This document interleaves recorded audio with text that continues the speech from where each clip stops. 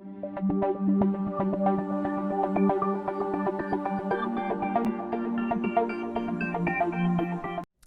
we're discussing 5 rhetorical modes, and we are up to number 3, which is process.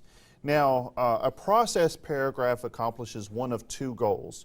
It's either a set of directions on how to do something. For example, a process paragraph might explain how to change a tire.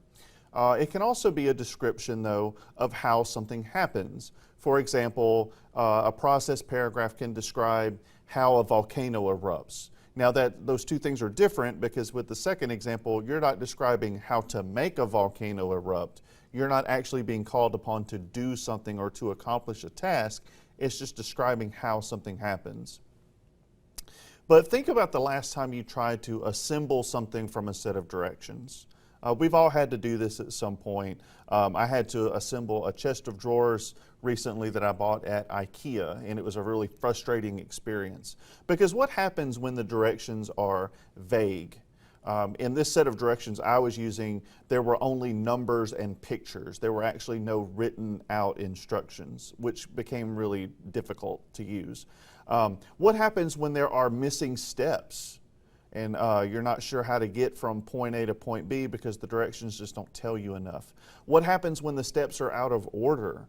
If you've ever tried to assemble something from a set of directions, you know how important it is that each step or stage in the process be clearly defined. You want to use specific details. This is something I've been reiterating throughout the whole course. Specific writing is interesting writing, and in a case like a process, those specific details, specific example, descriptive words are just going to be crucial.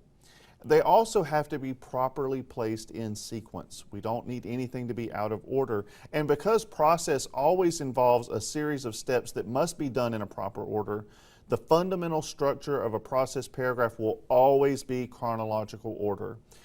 We have been looking at 2 rhetorical modes previously that both used emphatic order for their organization, but now we're going to be using process writing, which includes or which uses time order. And using time order means that we're going to be using transitional phrases that always move us forward in time. You'll remember we looked at some of these transitional phrases back in the module where we talked about step 3 in the writing process. But here for you on this slide are a few of the most common transitions that move us forward in time, like after, before, during, finally, next, now, while, all of those. We can also use phrases like as the oven is heating, or while the eggs are being beaten, or before you place the cake batter in the oven. Those phrases are going to acknowledge a step and move us forward in time. Another thing besides order to keep in mind as you're writing is to consider your audience. You need to clearly identify the audience to whom you are writing, and there are some things that you can assume about your audience. For example, how much do they already know about this general topic? Here's an example for you. Imagine that you're writing out a set of directions on how to bake chocolate chip cookies, and you're writing this out for a group of 8th grade boys. Maybe it's a Boy Scout troop or a home ec class in the 8th grade. So anyway, you can assume that these boys may have had no baking experience. So if you're going to say things like preheat the oven, you may need to define that term, explain exactly how you go about doing that. You may also need to explain how to grease a cookie sheet, for example. But imagine that you are writing that same set of directions for a group of moms. Maybe it's the moms of those 8th grade boys. It's sufficient just to tell the moms preheat the oven to 350 or grease the cookie sheet. You don't have to go into a lot of detail or explain those steps, because you can assume about your audience that they already know or at least have a general working knowledge of how to bake.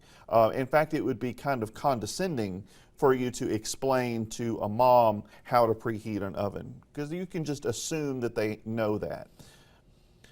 Okay, so here's an example of a topic sentence for a process essay.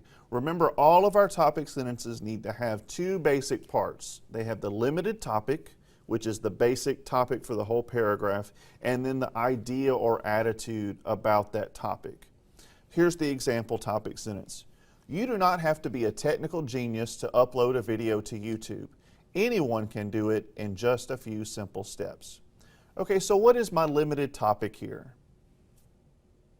Right, uploading a video to YouTube is our basic limited topic. And I know that that whole paragraph is going to be about uploading a video to YouTube. What's the idea or attitude that this writer is trying to convey? Well, I think he's trying to convey that, or she is trying to convey that anyone can do it and that it's a simple process. So I know that the rest of the paragraph is going to be a series of simple steps. So I've learned a lot just from the topic sentence, and this is a good example.